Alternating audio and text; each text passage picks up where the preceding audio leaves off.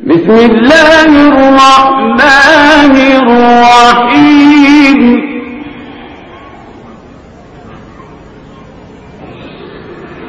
والضحى والليل إذا سجى ما ودعك ربك وما قلى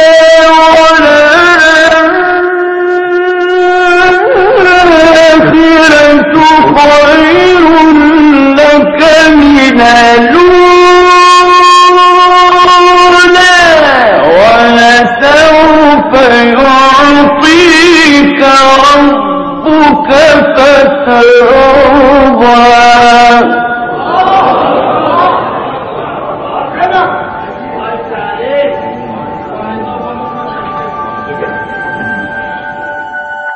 Why those of you who've heard of Abd al-Basit, Abd al-Samad, I'm sure many of you have heard of the famous Egyptian Quran reciter, who I'm sure many of you will have the tapes or the cassettes at home. Abd al-Basit was the most famous Egyptian Quran reciter in the world. It is narrated about him, his son narrates the story. His son says, when my father passed away, I saw my father in a dream. In this dream, when I saw my father, I asked him, where are you now? Are you going towards the gates of Jannah? He replied to me, my son, I am neither in Jannah nor am I in Jahannam. Where are you, my father? He said, the angels have said to me, they will not put me in Jahannam because I have read so much Quran. But they will not put me in Jannah because in all my reading of Quran, I still did not find the position of Ali ibn Abi Talib in his truest sense. He says, Allahumma salli ala Muhammad. He says, therefore my son, you have to go out and you must find the wilayah in the Quran for me to be allowed to enter the gates of Jannah. His son goes to the Hawza. He studies in the Hawza until eventually he joins the school of Al-Muhammad. So we notice here, Allahumma salli ala Muhammad wa ala Muhammad. Here you notice that the wilayah of Ali ibn Abi Talib is the basis of the whole religion of Islam.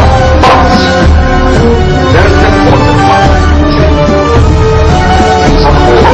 اليوم أكملت لكم دينكم وأتممت عليكم نعمتي.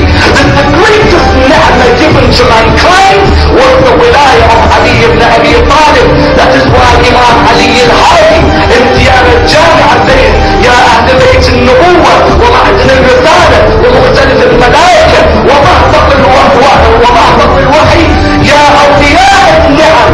You are the first of the ni'am of Allah subhanahu wa ta'ala.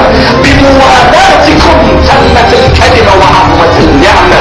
In your wilayah, in our closeness to you, the word was completed and Allah's blessings were favored on mankind. بنعمة ربك فحدث ألم نشرح لك صدرك. بسم الله